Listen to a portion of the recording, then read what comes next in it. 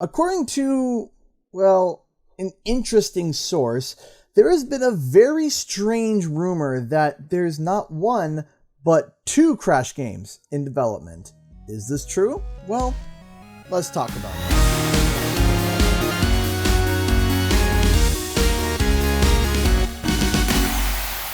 What's up, guys? Canadian Guy here, and yes, you heard me right. Apparently, there are two Crash Bandicoot games in development. There's a lot to take in here. How could there be two? Why are there two? Who's the source and are they reliable? What about Wumpa League? Well, I'm hoping this video answers at least most of these questions, because there has been a whirlwind of misinformation that I'm going to completely clear up mostly. First things first, the source. Who are they? Well, back at the beginning of summer, a Twitter user by the name of The Insider randomly popped up.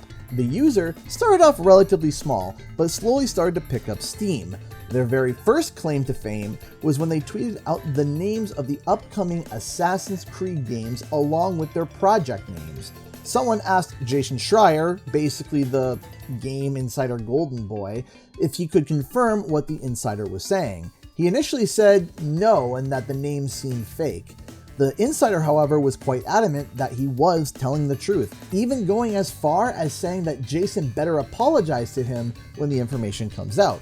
Turns out, yeah, the insider was right.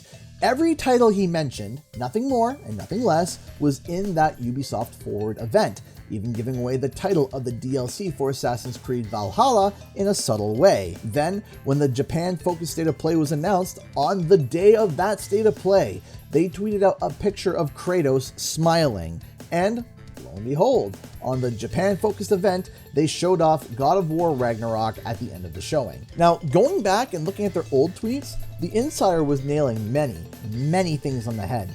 From teasing that a massive game tease would be coming at EVO 2022, which is a fighting game championship. And lo and behold, a tease for a brand new Tekken game was shown off, later revealed to be Tekken 8.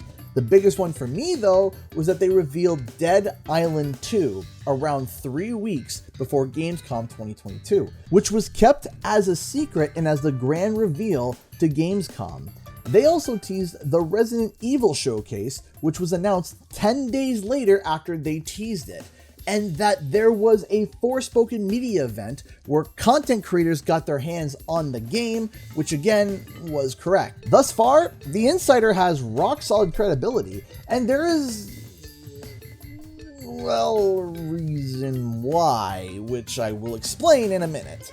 In response to a member of the Crash Bandicoot community, Cortex's Aussie pal, the insider responded to their question about Crash Bandicoot by saying, actually, two Crash games in development.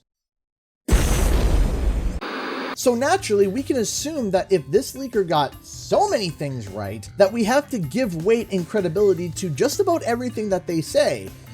Well, hold on to your hats, because things are about to get very weird.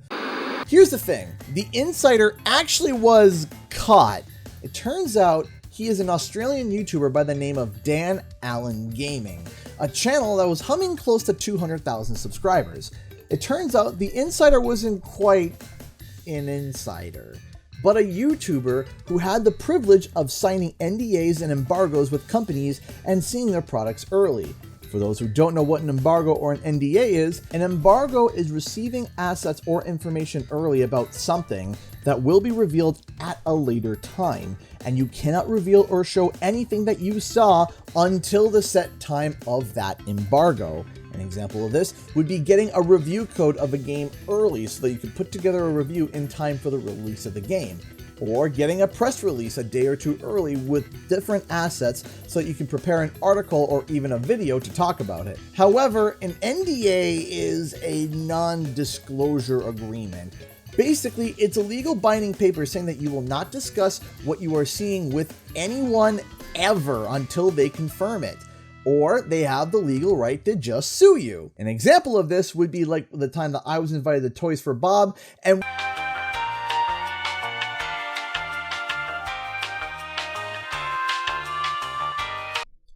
oh, right. NDA. Sorry, I can't talk about that. What Dan Allen did was essentially sign an NDA and or embargo with a corporation, see what they were doing, and then leak it through the insider Twitter channel. This is a big no-no in the game journalism world. The leaker isn't someone who has friends on the other side of the gaming industry.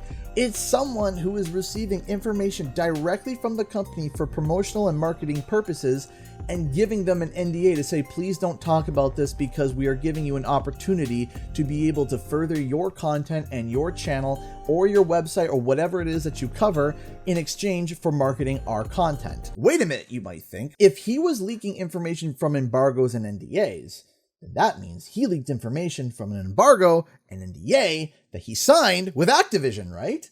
So that means that what he said about there being 2 Crash games in development is still true. Technically, yes, but here's where things get even more muddied. Dan Allen actually posted a video admitting what he did. Here's a small section of that video, edited for time and language, but the clip keeps its complete integrity. Hey everyone, Dan here. If you're not familiar, what's happened is I created a alternate Twitter account called The Real Insider and started leaking things. The one that gained a lot of followers was Assassin's Creed. I leaked the title. I mentioned Silent Hill and Metal Gear Solid Remake, and I can say that there was no NDAs involved there because it's all lies, secondhand comments. Half the posts were educated guesses. For example, I put a photo up of Kratos just before the state of play. It was an educated guess due to the fact that Christopher Judge had retweeted the state of play, so I figured it would be there. It was. Ugh, this is a mess. So Dan Allen did something that really sucks. He took real information that he actually had access to from various publisher public relations, mixed it with educated guesses, with secondhand comments from seemingly other sources. He then admits that at least 2 games that he tweeted about, specifically both Silent Hill and Metal Gear Solid, were completely fake. The only other example of what he did in the video was take the voice actor of Kratos in God of War, Christopher Judge's retweet about the state of play, as a sign that God of War was going to be at the showing, and he got really lucky and was right. So all the information that was given on this account, besides Silent Hill and Metal Gear Solid, which we know is fake, is up in the air, including our 2 Crash games in development comment. So, did he lie about that? Or could it be a truth that was mixed in? I have no idea. As he stated himself, he mixed the truth with educated guesses, secondhand info from other sources, and lies and guesses. But I wanted to check one more thing. Dan Allen Gaming had access to multiple gaming PR emails, which is where he got his Assassin's Creed information from. So, I wanted to see if he had access to Activision's PR over in Australia, but how would I be able to deduce that? Well, if you don't know, I do have access to Activision's North American PR, and I'm very happy that I'm able to do that. And if you don't know, I did receive an embargoed review of Crash Bandicoot 4 It's About Time from Activision early, and the embargo was on October 1st, which was the day before the game launched, and that's when I posted my review and live streamed it. So if we go to his channel, he actually posted a bunch of Crash Bandicoot 4 videos, from walkthroughs and guides, etc. And it just so happens that his very first Crash 4 video was posted on the exact same time and the exact same day as me, October 1st Eastern Standard Time, implying that yes, he too received a review copy, and because of that, he would most likely have access to the Australian branch of Activision's PR, as he started posting videos early and on the exact same day as me. So, does this make his Crash Bandicoot comment true? Well, not necessarily. It just means he had access to Activision's PR, and it just so happens that having access to PR was his method of leaking legitimate information. The only result that this deduction brings is that it makes it from a certain no to a solid maybe, but that's about it. We know that Wumpa League is a thing, so 2 games in development is already half true, but who knows?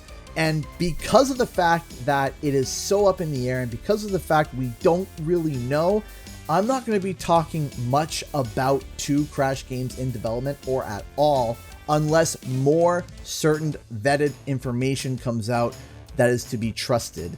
But beyond that, my own personal take is that it's maybe, but I'm going to just acknowledge 1 game at the moment and leave it at that. And if it's 2, I'm pleasantly shocked. So, to clear the air, there is no rock solid information that Crash Bandicoot currently has 2 games in development.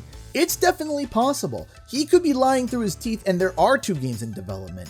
We don't know. We just know that Dan Allen Gaming can't be used as a confirmation. Thank you so much for watching. I know waiting for the next Crash and Spyro game can be a big pain, so why don't you check out this video to help relieve that pain. Thank you so much for watching, and I'll see you guys in the next video and or live stream. Bye bye!